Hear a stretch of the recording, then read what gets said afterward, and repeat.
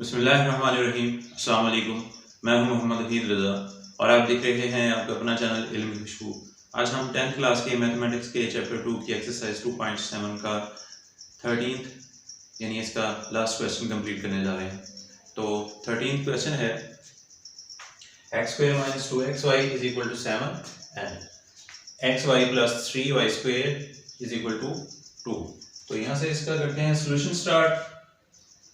तो ये आ गया x² - 2xy - 7 और xy + 3y² = 2।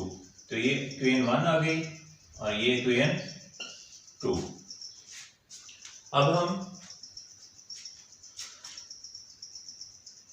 दोनों के साथ करते हैं multiply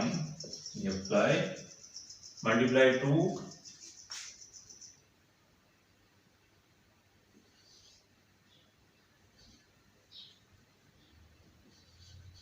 by equation 1 and 7 by equation 2। यानी इक्वेशन 1 के साथ हम 2 को मल्टीप्लाई करते हैं और इक्वेशन 2 के साथ हमने 7 को मल्टीप्लाई करना है। तो ये आ गया इक्वेशन 1 लेते हैं। तो इसके साथ हम 2 को मल्टीप्लाई किया तो 2x² - 4xy = 14 और 2 के साथ 7 को मल्टीप्लाई किया तो ये आ गया 7xy + 21y² = 14।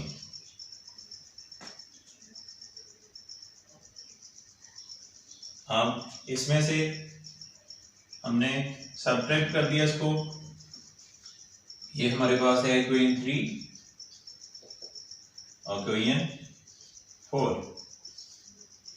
यानी 3 में से 4 को हमने सब्ट्रैक्ट किया तो ये आ गया 2x² माइनस ये भी माइनस का और ये माइनस का 7 and 4 are 11 xy minus 21y² = 0। क्योंकि ये प्लस माइनस के हो गए तो इनको हमने कैंसिल कर दिया। अब इसके हम करते हैं फैक्टराइजेशन। अब इन दोनों का अगर हम देखते हैं ये दोनों वैल्यूज जो हैं इनको मल्टीप्लाई करते हैं तो हमारे पास 42 आता है x² y²।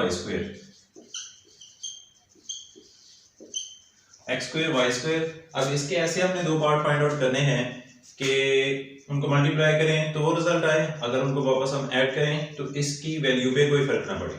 तो अगर हम इसको देखें 14xy × 3xy। 14 को मल्टीप्लाई करते हैं 3 के साथ तो ये आता है 42, तो x² y² बन जाता है। इसका मतलब ये है। और अगर हम इनको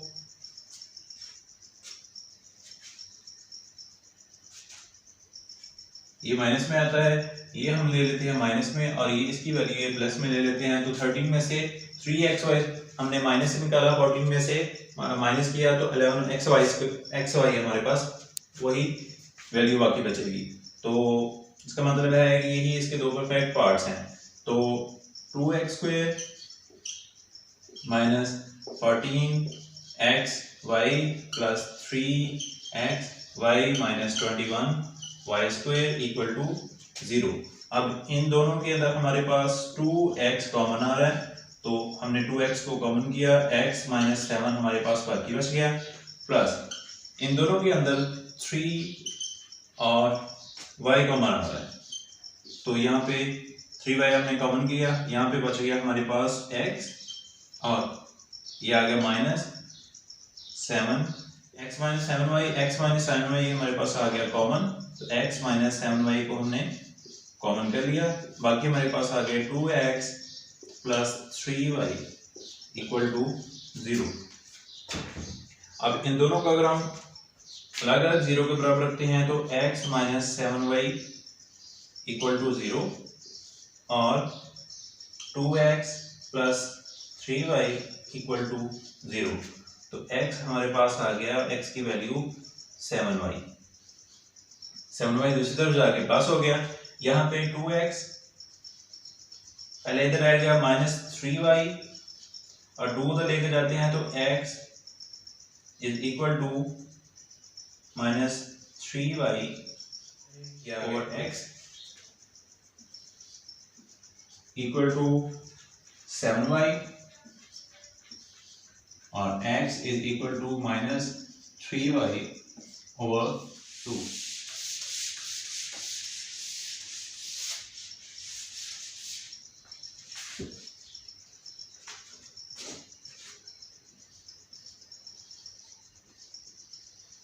Putting the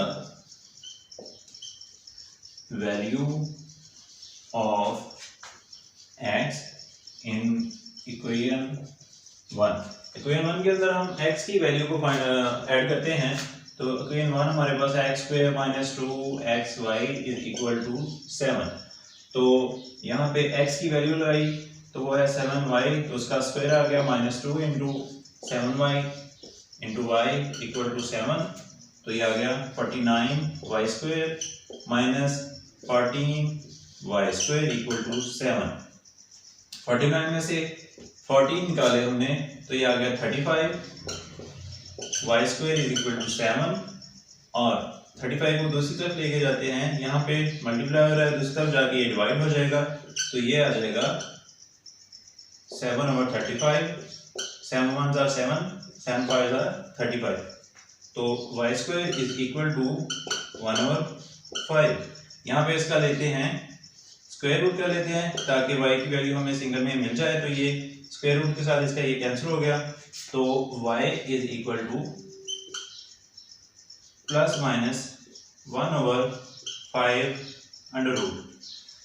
अब 1 ओवर 5 अंडर रूट इस वजह से किया कि a का हमने स्क्वायर रूट लिया तो उसका आंसर एक ही आएगा, तो सारे को रखने की बजाय सिर्फ हमने 5 को अंडर रूट के अंदर रख लिया। अब y की वैल्यू हमारे पास आ गई plus minus 1 over 5 y square. अब इसी वैल्यू इसी इक्वेशन 1 के अंदर ही हम x की दूसरी वैल्यू को लगाते हैं, यानी x square minus 2xy equal to 7। तो x की जगह पे हमने दूसरी उसकी वैल्यू लगाई माइनस 3y ओवर 2 इसका स्क्वायर माइनस 2 इंटू फिर 3 की x की वैल्यू 3y ओवर 2 और साथ y वैसे आ गया इक्वल टू 7। इसका स्क्वायर ये प्लस स्क्वायर की वजह से प्लस हो गया तो ये आ गया 9y स्क्वायर ओवर 4। ये 2 इसके साथ कैंसिल हो गया तो ये माइनस और ये माइनस दोनों मल्टीप्लाई होके प्लस हो गए, आ गया 3y और साथ ये y तो स्क्वायर आ गया इक्वल टू 7। अब इन दोनों का अगर हम एलसीएम लेते हैं, इसको 1 करते हैं तो ये 9y स्क्वायर वैसे आ जाएगा क्योंकि एलसीएम को डिनोमिनेटर से डिवाइड किया, आंसर 1 आया तो 1 को हमने इसके साथ मल्टीप्लाई कर दिया प्लस। अब ये एलसीएम है, इस डिनोमिनेटर यहाँ पे इसका 1 है तो 1 के साथ डिवाइड किया 4 को तो आंसर आया 4 को मल्टीप्लाई किया हमने, जो आंसर आया उसको हमने 3y स्क्वायर से मल्टीप्लाई किया तो ये आ गया 12y square is equal to 7। ये 4 दूसरी तरफ लेके गए, यहाँ पे डिवाइड हो रहा है, दूसरी तरफ जाके ये मल्टीप्लाई हो जाएगा और यहाँ 9y प्लस 12y तो ये दोनों हो गए 21y स्क्वायर और दूसरी तरफ ये 28 हो गया। ये 4 दूसरी तरफ जाके 7 के साथ मल्टीप्लाई हो गया, या इसको ऐसे कर लें तो भी ठीक है। तो ये इसके साथ कैंसिल हो गया, ये इसके साथ प्लस हो गया 21y स्क्वायर और ये 7 4 28। तो यहाँ पे आ गया y square is equal to 28 over 21। तो ये दोनों 7 के टेबल से जा रहे हैं तो 7 4 28 और 7 3 21। तो y square is equal to 4 over 3 और यहाँ पे हम इसका स्क्वायर रूट लेते हैं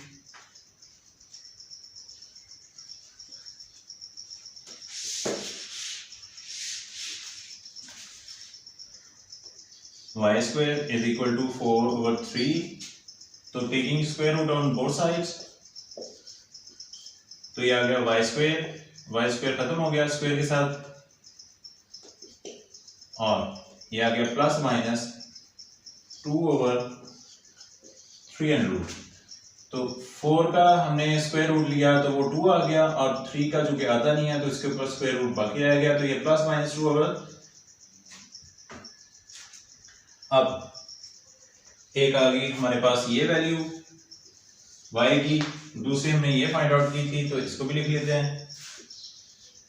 y is equal to plus minus 1/5√।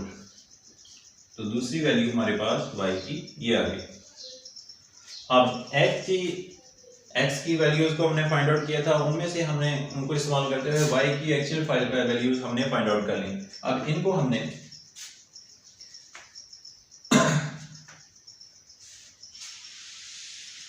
Equation 1 के अंदर ही रखना है।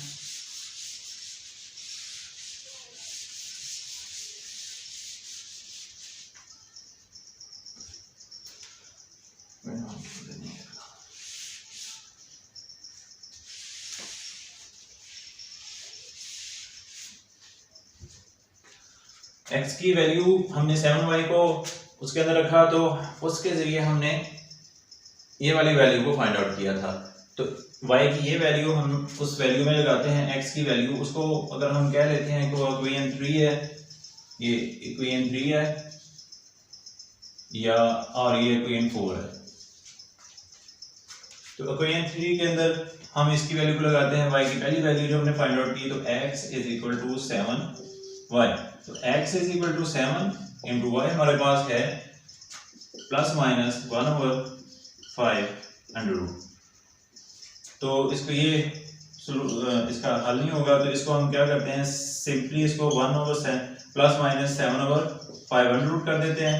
और अब x की दूसरी वैल्यू को उसकी x की दूसरी y की दूसरी वैल्यू को उसकी दूसरी वैल्यू के अंदर ही लगाते हैं।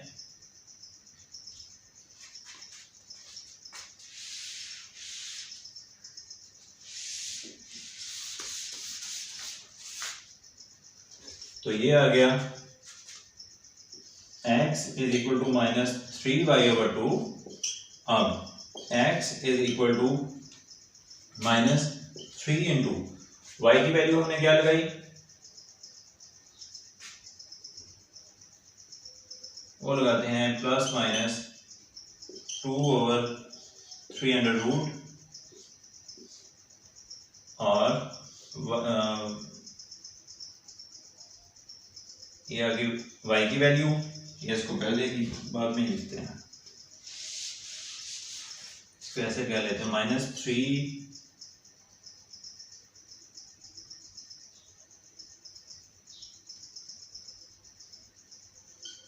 माइनस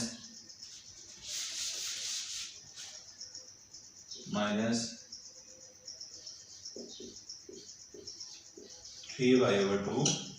तो x की वैल्यू हमारे पास आ गई -3/2, और y की जगह पे उसकी आ गई वैल्यू प्लस माइनस 2/3√। अब यहाँ पे ये 2 हमने इसके साथ कैंसिल कर दिया, ठीक है, और ये -3 है और ये 3√रूट है, तो -3 माइनस को वैसे रहने देते हैं, ये माइनस, और 3 की बजाय अगर हम इसको 3/3 अंडररूट के अंदर करके नीचे करते हैं इसके अंदर, तो प्लस माइनस ले लेते हैं, तो इसमें क्या फर्क पड़ेगा, ये -3 है, ये मतलब ये 3 है, 3 को अगर हम स्क्वायर की सूरत में उसके अंडररूट के अंदर ले जाते हैं तो इसमें और इसमें कोई फर्क नहीं पड़ेगा, इसकी वैल्यू सेम ही रहेगी। आप इन दोनों को बेशक अलग अलग कर लें, तो प्लस माइनस 3√/3√, ये दोनों एक अंडररूट के नीचे रखे हुए थे, इनको हमने अलग अलग मल्टीप्लाई कर लिया, तो इसमें और इसमें भी कोई फर्क नहीं है। ऐसे लिख लें चाहे ऐसे लिख लें, लेकिन ऐसे लिखने से हमारा आंसर आ जाएगा, तो ये इसके साथ कैंसिल हो गया। पीछे हमारे पास रह गया प्लस माइनस 3√। तो सॉल्यूशन सेट की तरफ चलते हैं। अच्छा, एक ग्रुप हमारे पास बन गया, एक ये x की वैल्यू हमारे पास आई 7y, x की वैल्यू आई -3, x की वैल्यू तो अभी हमने फाइंड आउट किया है। अच्छा, ये वाली वैल्यू हमने x की वैल्यू को हमने ये वाली वैल्यू लगाई थी और उससे हमने निकाली ±3√। ये लगाई है तो ±3√, और ±1/5√। एक हो गया हमारे पास ये ग्रुप जोड़ा। अब हम चलते हैं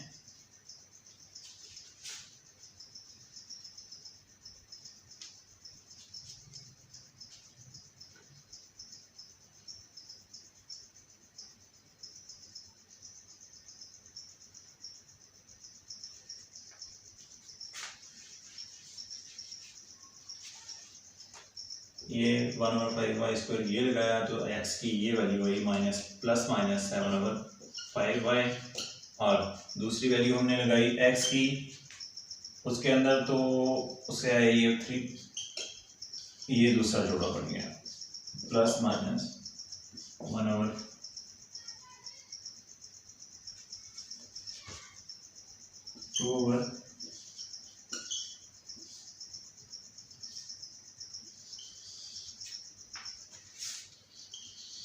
तो ये है आपका सॉल्यूशन सेट।